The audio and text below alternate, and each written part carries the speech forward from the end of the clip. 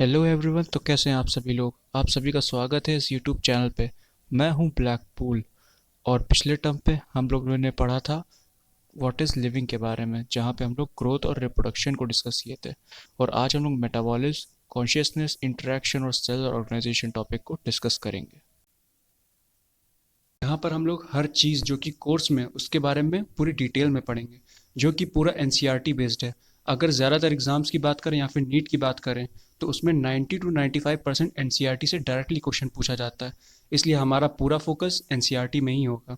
और 5% को cover up करने के लिए बीच बीच में एडिशनल पॉइंट्स भी पढ़ेंगे। तो आज हम लोग diversity in the living world से शुरुआत करते हैं। इस यूनिट में 4 चैप्टर हैं। पहला लिविंग वर्ल्ड, दूसरा बायोलॉजिकल क्लासिफिकेशन, तीसरा प्लांट किंगडम और चौथा एनिमल किंगडम। तो इस यूनिट को पूरा डिटेल में पढ़ेंगे। तो अगर चैनल को सब्सक्राइब नहीं किया है तो सब्सक्राइब कर लीजिए, बेल आइकन पर क्लिक करिए ताकि जब भी इसका नेक्स्ट पार्ट अपलोड हो तो वो वीडियो बिल्कुल भी मिस ना हो। तो इस वीडियो को पूरा देखिए और स्पीड 1x रखिएगा, ताकि भले ही थोड़ा टाइम ज़्यादा लगे लेकिन जो पढ़िए उस पर पूरी अच्छी तरीके से पकड़ बना लीजिए अपनी। अगर इस यूनिट के साइंटिस्ट के बारे में पढ़ना है तो फिर इनकी पूरी प्लेलिस्ट बनी हुई है, लिंक डिस्क्रिप्शन में मिल जाएगा। वहाँ पे आप इनको और बाकी सभी साइंटिस्ट को भी आराम से पढ़ सकते हैं। तो अपनी आंखों के ऊपर चश्मा चढ़ा लो।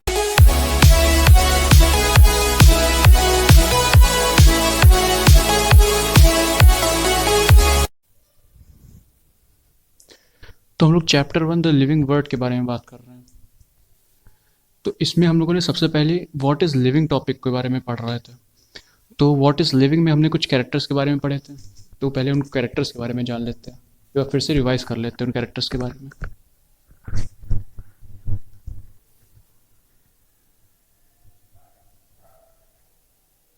तो हम लोग व्हाट इज़ लिविंग के बारे में पढ़ रहे थे।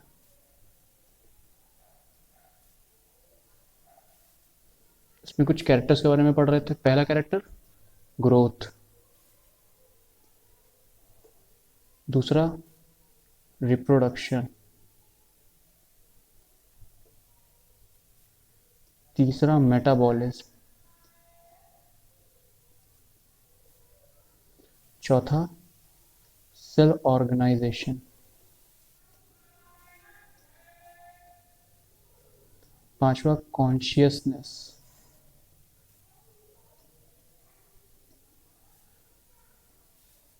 और इंटरेक्शन।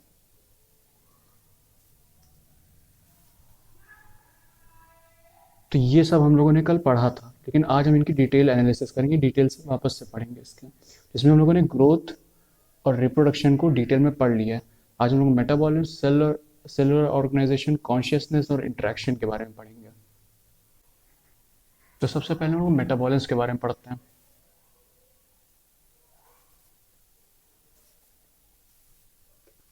मेटाबॉलिज्म, सबसे पहले आपको ये जानना होगा कि जितने भी लिविंग ऑर्गेनिज्म हैं, जितने भी लिविंग हैं, वो सब एक केमिकल से मिलकर बने होते हैं। उन सब के अंदर केमिकल होता है।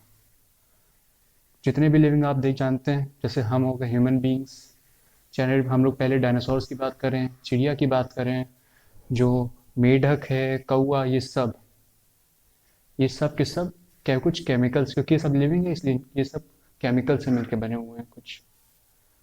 और ये जो केमिकल्स हैं, इन्हीं की वजह से थाउजेंड्स ऑफ रिएक्शन हमारी बॉडी में चलती हैं। इन रिएक्शनों की वजह से, इन ये जो केमिकल्स हैं इनकी वजह से थाउजेंड्स ऑफ रिएक्शन, क्योंकि आप जानते हैं कि एक रिएक्शन में कुछ केमिकल्स की ज़रूरत होती है एक रिएक्शन के होने में। तो वही chemicals in thousands of reactions को प्रोसेस कराते हैं बॉडी में। तो सबसे पहले हम लिख सकते हैं ये all living are made up of chemicals. सारे लिविंग केमिकल से बने हुए हैं। जहां पे where thousands of reaction are occurring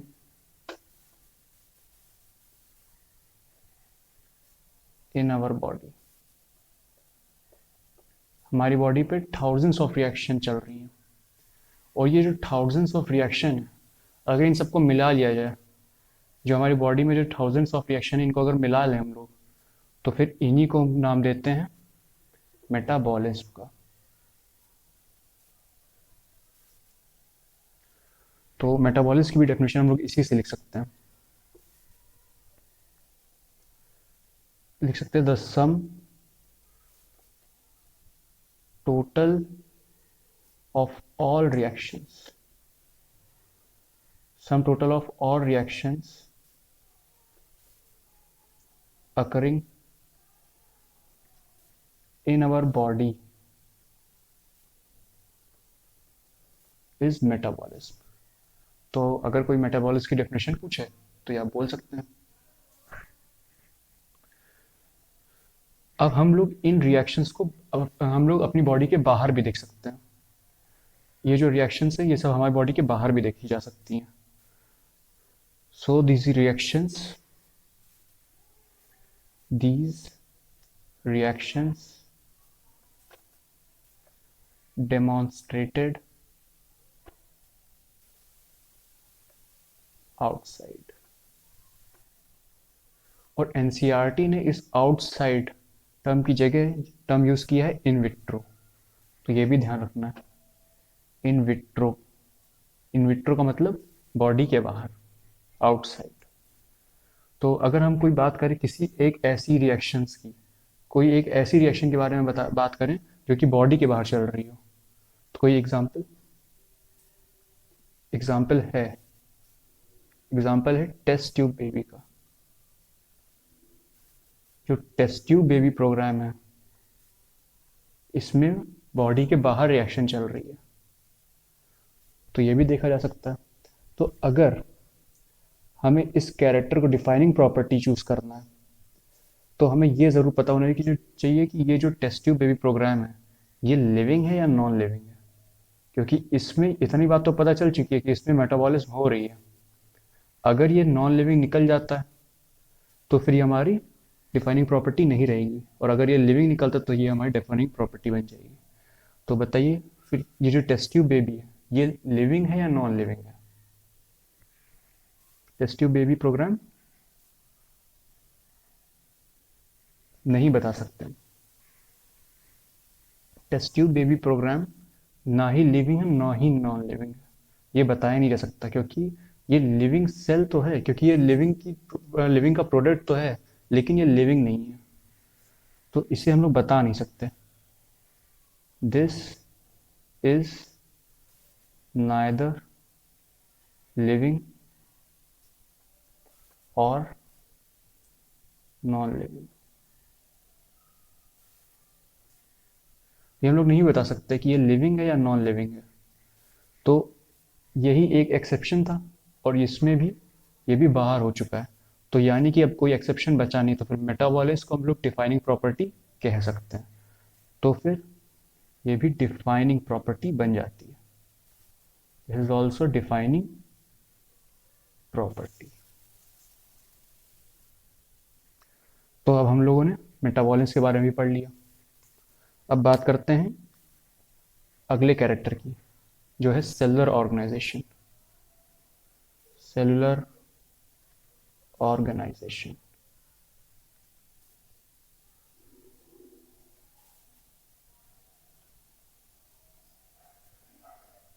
cellular organisation की बात करें तो फिर नाम ही बता रहा है कि सेल से जिसका निर्माण हो, जो कि सेल से बना हो, वही प्रॉपर्टी है सेलुलर ऑर्गेनाइजेशन। तो ये तो आप जानते ही हैं कि सभी लिविंग ऑर्गेनिज्म ही सेल से बने होते हैं या फिर सेल के प्रोडक्ट से बने होते हैं। ये तो सबको पता है जो बायोलॉजी पढ़ता है, कि केवल लिविंग ऑर्गेनिज्म ही सेल से बने होते हैं या फिर सेल के प्रोडक्ट से बने होते हैं। ये पता है सबको कि सेल से बने होते हैं, लेकिन ये बात याद रखनी कि प्रोडक्ट भी लगाना है, प्रोडक्ट ऑफ सेल। तो ये जो लाइन है इसको अच्छे से याद करना। लिविंग ऑर्गेनिज्म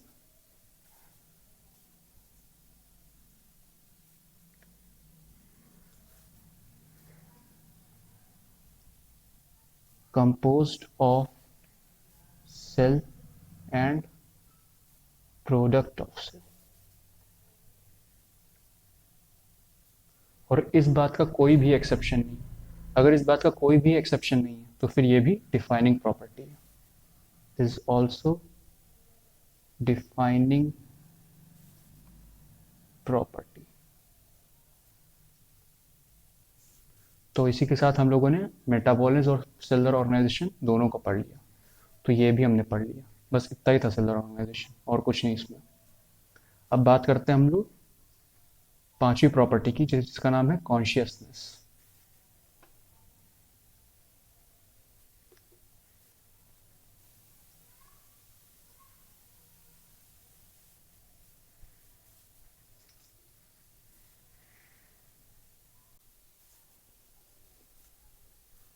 तो कॉन्शियसनेस का मतलब मैंने बताया था चेतना।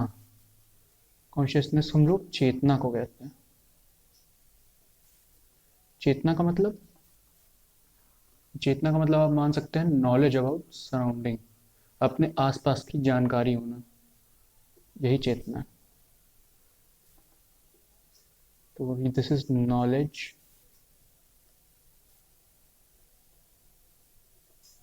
About surrounding.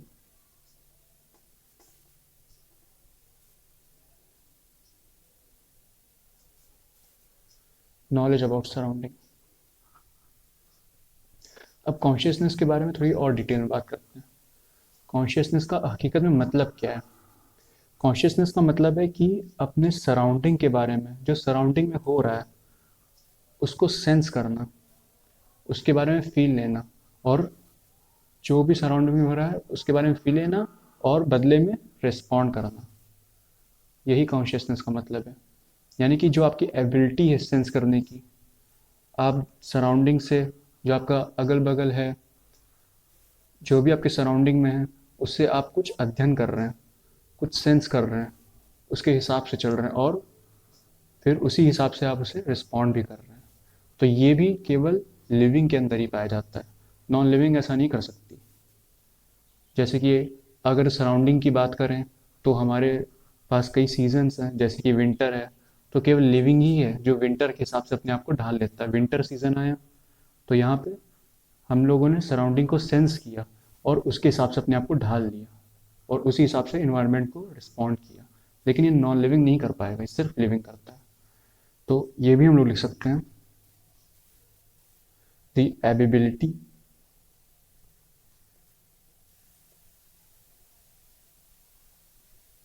To sense our surrounding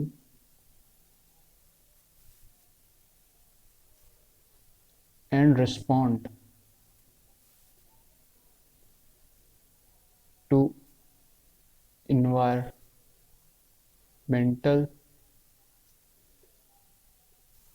stimuli। अब इस लाइन को हम लोग एक एग्जाम्पल के रूप में समझते हैं। मान लीजिए कि आपने किसी को टच किया, आपने किसी को छुआ। मान लीजिए कोई जा रहा था, आपने उसे छुआ, तो आपने, तो उसने आपके बारे, आपने जो उसे छुआ उसे उसने सेंस किया इस बात को, और जो उसने आपको, जब आपने उसे छुआ तो उसने सेंस किया अपने सराउंडिंग को, उसने आपको सेंस किया और जो उसने थप्पड़ मार दिया। आपने उसे छुआ तो उसने थप्पड़ मार दिया, तो ये उसका रिस्पॉन्ड था। तो आप इससे, इस एग्जाम्पल से आप इसको समझ सकते हैं। तो ये तो बात होगी कॉन्शियसनेस के बारे में। अब हम लोग बात करते हैं सेल्फ कॉन्शियसनेस के बारे में। सेल्फ कॉन्शियसनेस का मतलब होता है कि अपने बारे में जानकारी। बात करते हैं सेल्फ कॉन्शियसनेस के बारे में।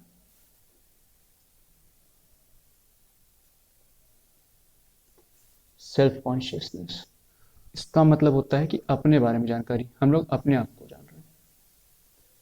No our self. और ये कैरेक्टर किसमें पाया जाता है? कौन अपने आप को पहचान रहा है? ये आप लोग पहचान रहे हैं अपने आप को। सेल्फ कॉन्शियसनेस का यही मतलब है कि अपने बारे में जानना। केवल ह्यूमन बीइंग्स की बात करें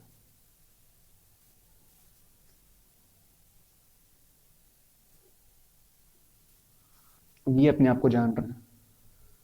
अगर हम बात करें सेल्फ कॉन्शियसनेस के बारे में, तो आप इससे समझ सकते हैं इसे कि एक गाय के बारे में बात करते हैं, तो उसे नहीं पता कि उसे ज़िंदगी में क्या करना है। उसके अंदर कॉन्शियसनेस तो है, लेकिन उसके अंदर सेल्फ कॉन्शियस नहीं। वो अपने बारे में नहीं जान रही है, लेकिन आप लोग अपने बारे में जानते हैं। आपका एक प्लान है कि आपको कल क्या करना है, कहाँ जाना है, किसके साथ जाना है, परसों कहाँ जाना है, 1 महीने बाद क्या करना है, 1 साल बाद क्या करना है। लेकिन किसी भी जानवर को ये नहीं पता रहता कि उसे कल क्या कहना है, उसे कल क्या करना है, 1 महीने बाद क्या करना है। उसकी कोई प्लानिंग नहीं रहती। उसे तो सामने खाना मिल गया तो उसने शिकार कर लिया, उसने खाना खा लिया, लेकिन उसका कोई प्लानिंग नहीं रहती। तो ये जो अपने बारे में सोचना, कोई जानवर है, एक गाय है, वो एक कुत्ते के बारे में नहीं सोचेगी कि उसका भला हो जाए या उसका नुकसान हो जाए। लेकिन ये आपके अंदर है, आप इंसान हैं, और ये भगवान ने केवल आपको हुनर दिया है कि आप जानते हैं कि इस चीज़ से इस जानवर को दिक्कत होगी या इस जानवर को लाभ होगा, इस जानवर को प्रॉफिट होगा या लॉस होगा, ये आपको पता है। तो ये जो प्रॉपर्टी, ये केवल भगवान ने आपको दी है, और इसका हमेशा अच्छा इस्तेमाल ही करना चाहिए। तो कॉन्शियसनेस की बात करें, तो इस ये भी केवल लिविंग के अंदर ही पाई जाती है, और इसका कोई एक्सेप्शन नहीं है। तो ये भी डिफाइनिंग प्रॉपर्टी है, ऑल्सो डिफाइनिंग प्रॉपर्टी।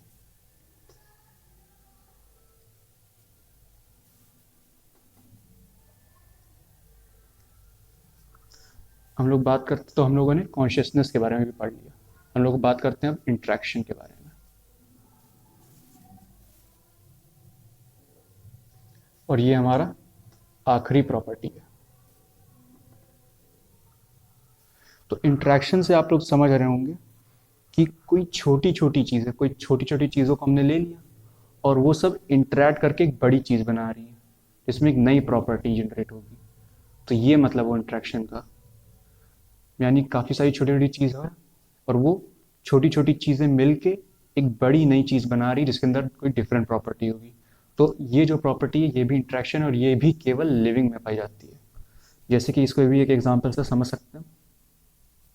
जैसे कि बात करते हैं हम लोग इलेक्ट्रॉन, प्रोटॉन या न्यूट्रॉन के बारे में। तो ये छोटी छोटी चीज़ें हैं, और ये मिलके बनाते हैं एक बड़ी चीज़, और उसका नाम है एटम। इन्होंने एटम बनाया। अब खूब सारे एटम मिलते हैं इसी तरीके से, और एक बड़ी चीज़ बनाते हैं जो कि मॉलिक्यूल, और इसी तरीके से खूब सारे मॉलिक्यूल भी मिले, और वो बनाएंगे मैक्रो मॉलिक्यूल। Macro molecule. और ये जो सब मिल छोटी छोटी चीज़ें एक नई बड़ी चीज़ बना रहे हैं ना, इसके साथ एक एक नई नई प्रॉपर्टी भी बन रही है। आप देख सकते हैं कि जो प्रॉपर्टी एटम के अंदर, वो इलेक्ट्रॉन प्रोटॉन के अंदर नहीं थी। जो चीज़ मैक्रो मॉलिक्यूल के अंदर है, वो मॉलिक्यूल में नहीं थी। अभी आगे और चलते हैं, फिर और अच्छे समझ में आएगा। खूब सारे मैक्रो मॉलिक्यूल मिले, और उन्होंने सेल को बनाया। वही अभी जो सेलर ऑर्गेनाइजेशन पढ़ा था, वही वाला सेल। सेल बनाया, और खूब सारे अब सेल मिल गए, तो उनने बना दिया टिश्यू को। उन्होंने टिश्यू को बनाया, और अब खूब सारे टिश्यू मिल गए। खूब सारे टिश्यू मिल गए तो उन्होंने ऑर्गन को बनाया। खूब सारे ऑर्गन मिले तो उन्होंने ऑर्गन सिस्टम, और खूब सारे ऑर्गन सिस्टम मिले तो फिर आप बन गए। तो देखिए, हम लोगों ने इलेक्ट्रॉन प्रोटॉन न्यूट्रॉन से शुरू किया था, और अब आप बन गए, आपको बना दिया गया। तो इलेक्ट्रॉन प्रोटॉन न्यूट्रॉन से, अब आप खुद देखिए इसमें, ये तो हमने इंटरेक्शन को बताया। अब इसमें एक नई प्रॉपर्टी और बन रही है। क्या ऑर्गेनिज्म में और इलेक्ट्रॉन प्रोटॉन न्यूट्रॉन में अंतर है? बिल्कुल, बहुत ज़्यादा अंतर है, क्योंकि हमने कई लेवल तक आए, और एक एक प्रॉपर्टी, हर स्टेज पे एक एक प्रॉपर्टी ऐड होती गई, और एक समय ऐसा आया कि और अब ऑर्गेनिज्म और इलेक्ट्रॉन प्रोटॉन न्यूट्रॉन में काफ़ी अंतर है, काफ़ी डिफरेंस है।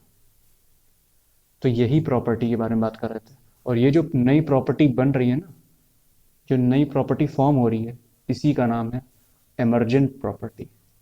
तो new property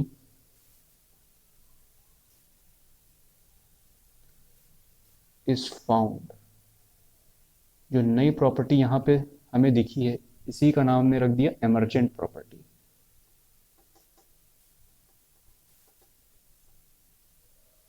emergent property.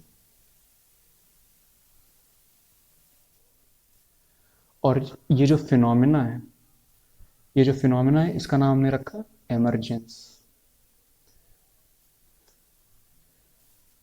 This phenomena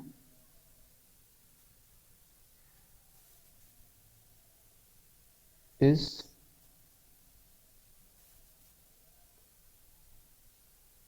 emergence. ये जो फिनोमेना बना ये है एमरजेंस.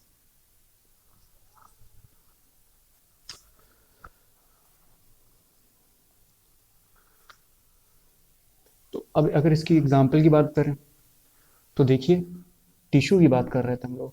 टिश्यू से ऑर्गन बना. ऑर्गन जैसे कि हम लोग एक ऑर्गन स्टमक को मान लेते हैं और स्टमक से डाइजेस्टिव सिस्टम बन गया. तो कई चीज़ें ऐड हो गई ना डाइजेस्टिव सिस्टम में. और डाइजेस्टिव सिस्टम में जो प्रॉपर्टी है, डाइजेस्टिव सिस्टम में कई सारे जूसेस आ रहे हैं, कई सारे ऑर्गन्स का रोल हो रहा है. तो इसमें एक नई प्रॉपर्टी निकल के आती है जो ऑर्गन में नहीं थी, और यही प्रॉपर्टी एमरजेंट प्रॉपर्टी कहलाती है. और इसी फिनोमेना को हम लोग एमरजेंस का नाम देते हैं. यही फिनोमेना एमरजेंस है. तो हम लोगों ने लास्ट में इंटरेक्शन को भी पढ़ लिया और इसी के साथ हमारा व्हाट इज लिविंग का टॉपिक खत्म हो गया. अब इसका जो अगला टॉपिक है ये है diversity in the living world. लेकिन उसके पहले हम लोग इसे जल्दी से एक बार रिवाइज करते हैं और फिर इसे टिक करते हैं. तो सबसे पहले हम लोग मेटाबॉलिज्म की बात कर रहे थे. ग्रोथ और रिप्रोडक्शन हमने पढ़ लिया था पिछली वीडियो में. अगर आपने नहीं देखा है तो देख लीजिए. हम लोग मेटाबॉलिज्म के बारे में बात कर रहे हैं. तो ये मेटाबॉलिज्म की बात करें तो फिर एक लिविंग ऑर्गेनिज्म के पास काफ़ी सारे केमिकल्स होते हैं, और ये जो केमिकल्स हैं इन्हीं की वजह से थाउजेंड्स ऑफ रिएक्शन हमारी बॉडी में चल रही होती है, और इन्हीं थाउजेंड्स ऑफ रिएक्शंस को मिला दिया जाए तो इसे मेटाबॉलिज्म का नाम दिया जाता है. अगर हम लोग मेटाबॉलिज्म की डेफिनेशन की बात करें तो फिर sum of total of all reactions occurring in our body is metabolism. अब इसको हम लोग शरीर के बाहर भी देख सकते हैं इस मेटाबॉलिज्म को. Example test tube baby. और ये जो टेस्ट ट्यूब बेबी है ना ही लिविंग है ना ही नॉन लिविंग है, यानी कि कोई भी एक्सेप्शन नहीं है मेटाबॉलिज्म नाम की प्रॉपर्टी पे, और इसीलिए इसे डिफाइनिंग प्रॉपर्टी का नाम दिया गया है. सेलुलर ऑर्गेनाइजेशन की बात करें तो जितने भी लिविंग ऑर्गेनिज्म हैं वो सब सेल से या प्रोडक्ट ऑफ सेल से बने हुए हैं, और इसका भी कोई एक्सेप्शन नहीं है, इसलिए ये भी डिफाइनिंग प्रॉपर्टी है.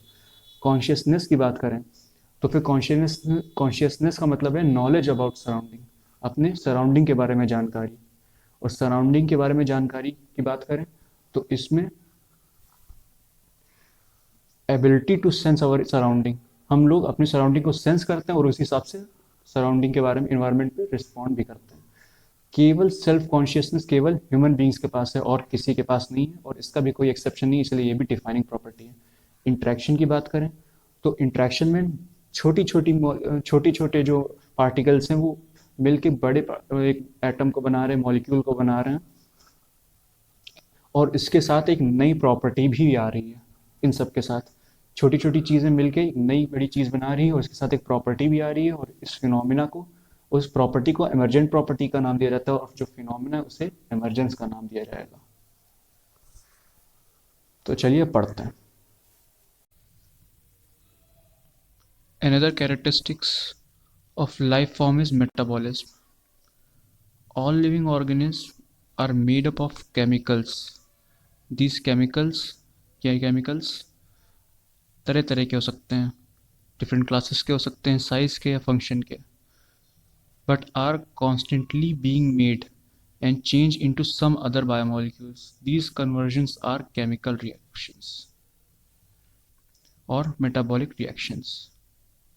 There are thousands of metabolic reactions occurring simultaneously inside all living organisms, be they unicellular or multicellular. All plants, animals, and fungi and microbes exhibit the metabolism The sum total of all the chemical reactions occurring in our body is metabolism. सभी तरीके की chemical reactions को मिला के जो हमारी body में हो रही है उन्हें मेटाबॉलिज्म का नाम दिया जाएगा. No non-living objects exhibits metabolism. Metabolic reactions can be demonstrated outside the body in cell-free system. An isolated metabolic reaction outside the body of an organism performed in a test tube is neither living or non-living. Hence, while metabolism is a defining feature of all living organisms without exception, isolated metabolic reactions in vitro are not living things, but surely living reactions. Hence, cellular organization of a body is a defining feature of life form.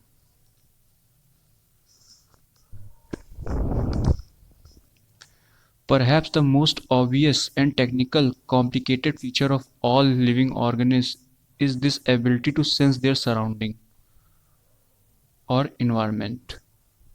यानी कि ये consciousness की बात होने लगी है अब. And respond to these environmental stimuli which could be physical, chemical or biological. We sense our environment through our sense organs. Plants respond to external factors like light, water and temperature and other organisms, pollutants, etc. All living, from the prokaryotes to the most complex eukaryotes, can sense and respond to environmental cues. Photoperiod affects the reproduction in seasonal breeders. Both plants and animals. All living organisms handle chemical entering their body. All organisms therefore are aware of their surrounding. Human being is the only organism who is aware of himself, and इसे क्या कहते हैं? Self consciousness. Consciousness therefore becomes the defining property of living organism.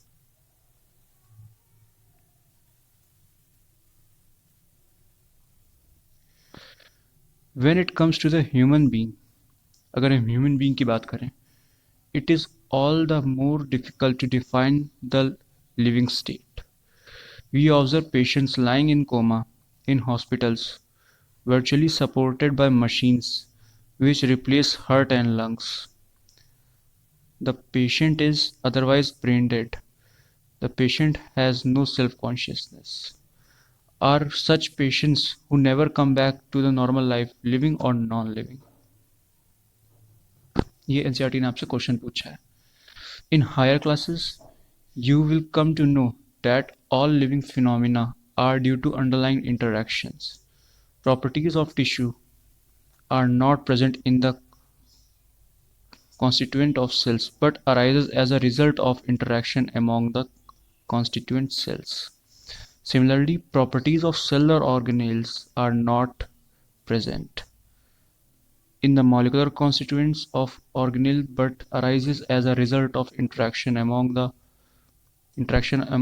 molecular component comprising the organelle. These interactions result in emergent properties at a higher level of organization. This phenomenon is true in the hierarchy of organizational complexity at all levels. Therefore, we can say that living organisms are self-replicating, evolving, self-regulating interactive systems capable of responding to external stimuli. Biology is the story of life on Earth, story of evolution of living organisms on Earth. All living organisms, present, past and future, are linked to one another. और ये क्या share करते हैं? They share common genetic material but varying degrees. Varying degree का मतलब हो गया यहाँ पे नंबर ऑफ बेस पेयर की बात करिए, नंबर ऑफ बेस पेयर की बात. तो आज की सेवा समाप्त करते हैं. इसके आगे का टॉपिक 1 से 2 दिन में अपलोड हो जाएगा, तो चैनल को सब्सक्राइब करके बेल आइकन में कूद जाओ ताकि न्यू वीडियो का नोटिफिकेशन मिल जाए. इस वीडियो को शेयर करो, ज़्यादा से ज़्यादा लाइक करो ताकि मुझे पता लगे कि ये काम आपको अच्छा लगा और मुझे थोड़ी खुशी हो.